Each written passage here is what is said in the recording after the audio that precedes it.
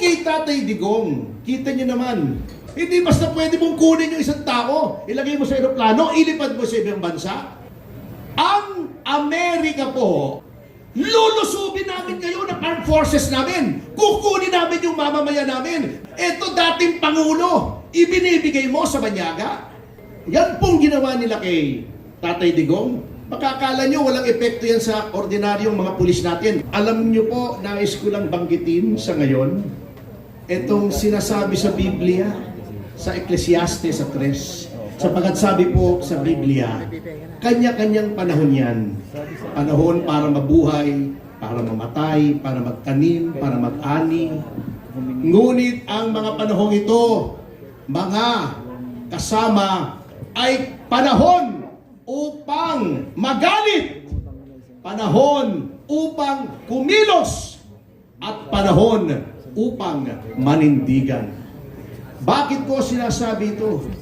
Tingnan niyo po ang kalunos-lunos na sitwasyon ng ating bayan.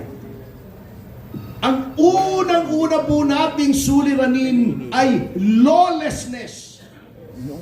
Hindi po ginagalang ang batas. Bakit ko nasabi yan? Unang-una, yang doktrinang Bendalo ay parang na-institutionalize na. Tignan nyo na lamang ang nangyayari. Yung kay Tatay Digong, kita nyo naman, yun ang pangunahing ehemplo ng Bendalo. Bakit? Nakalagay na sa saligang batas, no person shall be deprived of life, liberty, or property without due process of law. Pinakamataas na batas ang saligang batas. Alam po natin lahat yan, kahit nang hindi abogado. Anong ginawa ng administrasyon ito? Ginamit nila para i-justify yung pag-kidnap kay Tatay Digong, yung Act of Congress defining crimes against humanity na meron daw dong surrender. Sabi ko, ano bang mas mataas? Act of Congress o Konstitusyon? Kahit anong nakalagay sa isang batas that is subject to the limitations of the Constitution, especially the Bill of Rights, which is a limitation on the powers of government, kailangan pa rin ang due process. Hindi basta pwede mong kunin yung isang tao, ilagay mo sa eroplano, ilipad mo sa ibang bansa. At ano yung due process na yon? Nakalagay naman sa batas.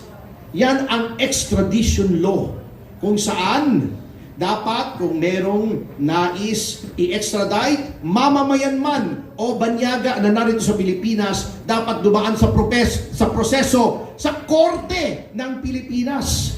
Sa korte ng Pilipinas, hindi korte ng ibang bansa, and definitely not the International Criminal Court. Bakit? Sapagkat ang Pilipinas, katulad ng lahat ng bansa, ay may soberanya, sovereignty. Anong ibig sabihin ng sovereignty? May kasarinlan tayo, hindi pwede tayong diktahan ng ibang bansa. By saying na yung warrant ng ICC, na questionable pa nga, ay valid dito sa Pilipinas na hindi dumadaan sa korte natin. At ang Interpol ay hindi pwedeng pahindian na mali po, sapagkat tingnan nyo ngayon mismo, sa mismong website ng Interpol nakalagay, lahat ng proseso ng Interpol ay subject to domestic law, yung batas ng bansa kung saan pinapatupad yung process ng Interpol. Ano pong nangyari? Naging katawa-tawa tayo sa buong mundo. Ang Amerika po, may batas.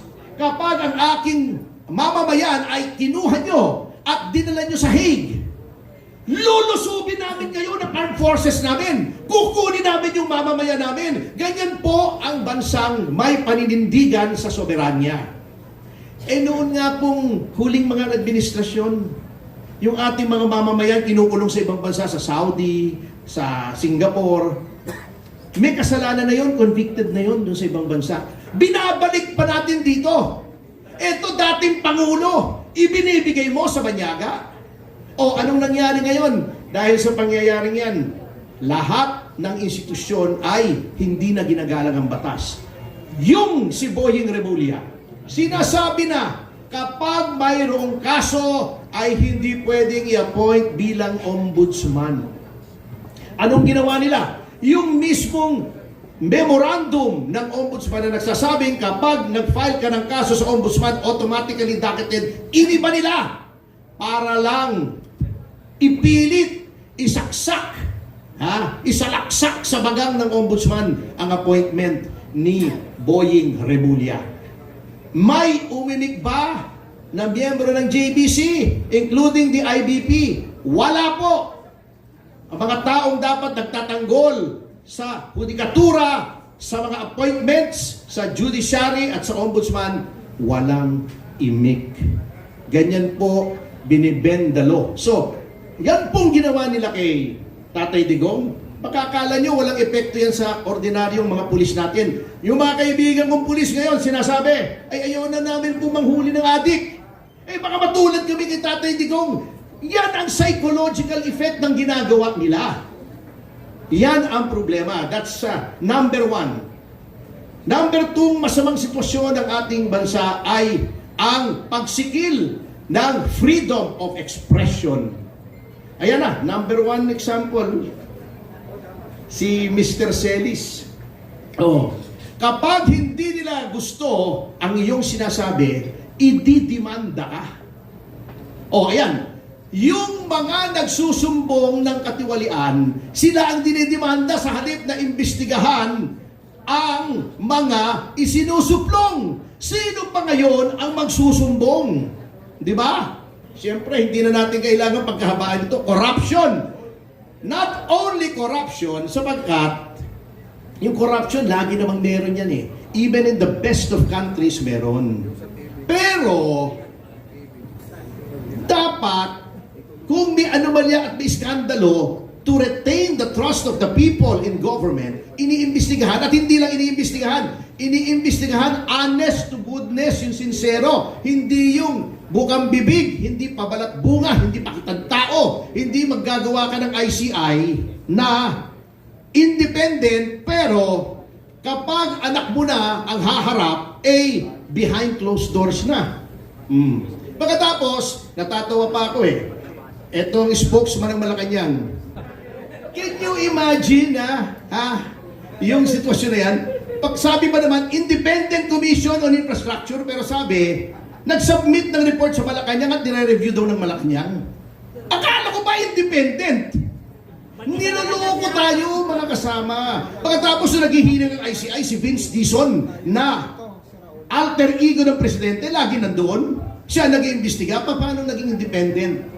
Niloloko lang tayo, mga kasama. Which brings me to the fourth and last situation natin na apektado tayong lahat, yung ating ekonomiya. Alam niyo po, yung kanilang laging sinasabi na tayo ay maraming resources, maraming talented na mga tao, workforce, etc. Alam niyo po, lahat ng bansa, marami po yan. Ang isang alas na kailangan magkaroon ang isang bansa ay kumpiyansa ng investors, kumpiyansa sa gobyerno, kumpiyansa na kapag nagpasok sila ng pera rito at nagbayad sila ng buwis, hindi na nakawin yung buwis. Papaano magkukumpiyansa kung yung flood control, sino papasok na siraulong investor dito sa Pilipinas? Kung puro baha dahil ninanakaw yung flood control. Kung ang mga tao mahihirap, hindi matrain, yung educational system natin masama. Dahil inuuna yung infrastructure. Can you imagine? Yung 2025 nagpalusot pa. Ayon sa konstitusyon, ang dapat pinakamataas na budget ay ang edukasyon. Ginawa nilang ang pinakamataas ay DPWH para marami silang nakawin. Nagpapalusot pa. Pati yung budget noong PNPA at saka ng PMA nilagay sa education, DND yun, at saka DILG. Yan po ang problema. Kaya po, nakakahiya ang growth rate ng Pilipinas. Alam niyo po yung mga Vietnamese, 50 years ago nagpapatayan sila. Ngayon, anong growth rate nila? 7.6%. tayo 3.3. 3.3! Kulela tayo! Ang nakatalo lang sa atin, Myanmar. Can you imagine? Baka matalo pa tayo niyan next year pag hindi tayo nagbago At saka, Laos. Laos, Laos yun Biro yun lang ang nakatalo sa atin. Yun lang ang natalo natin na growth rate. Bakit? Kasi walang pumupuntang turista bukod sa ang perception ay mataas ang kriminalidad na totoo naman, ay ang pinopromote yung mukha ng tourism secretary. Anong pakialam ko naman kung ako ay taga-China o taga-Thailand, pupunta sa Pilipinas para tingnan yung mukha ni Frasco. Ang teting naman, hindi naman yun ang pinunta ko rito Yun po ang problema, wala pong kumpiyansa. Kaya naghihirap ang ating bayan, dinadaan pa sa lokohan.